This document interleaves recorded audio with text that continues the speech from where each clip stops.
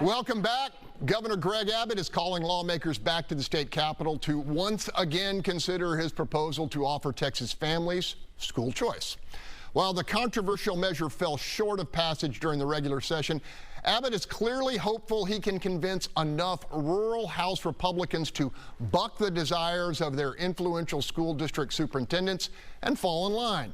Panel, that could be a tall task given how Dan Patrick and the Senate have treated the lower chamber in the wake of the Paxton impeachment trial.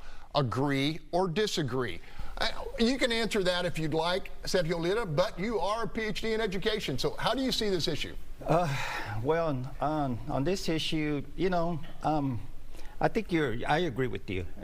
You're a person that has won many awards for journalistic integrity. And in terms of the wake of the impeachment, I think that, I think it's a good deal that folks have an opportunity to have a good education, but let's keep it in perspective. People call it school choice. Why don't they call it the voucher program? Mm-hmm. Let's use the terms correctly. And in terms of, you cannot compare small charter schools to a large public schools. And in the public school system, you have a tier 6, 5, 4, 1 in terms of sports. But when you have, why don't you compare small charter schools to the magnet schools? Yep. That's a comparable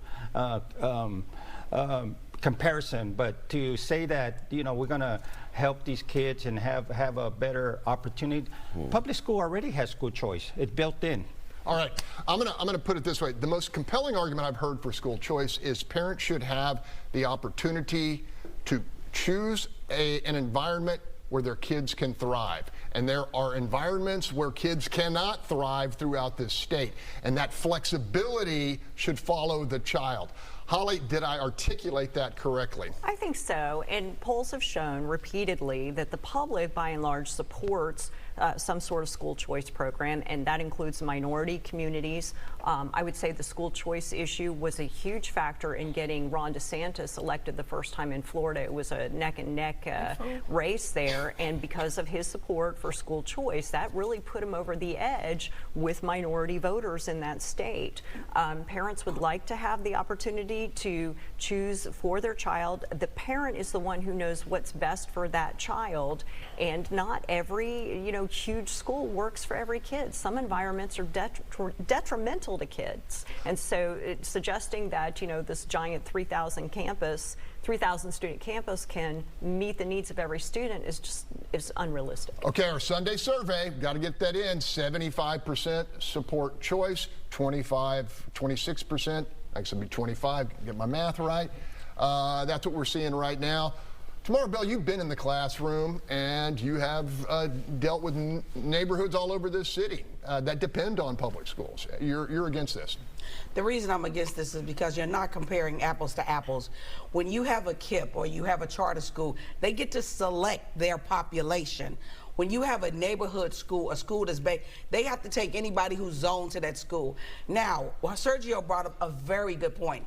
You do have school choice in HISD. You can go to an IB program, you can go to a magnet school, or you can go to regular school.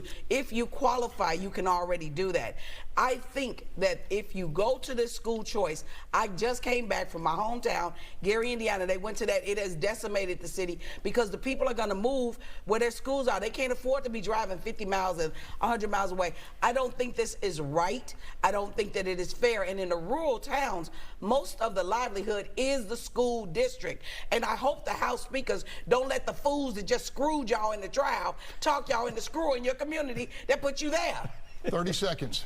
I agree with Tamara. I don't understand what we're talking about here. You, as a parent, you do have a choice to apply to have your kid go to a different school, one that fits their liking. In Houston. In Houston, right? Mm-hmm. And so, and here's the real rub.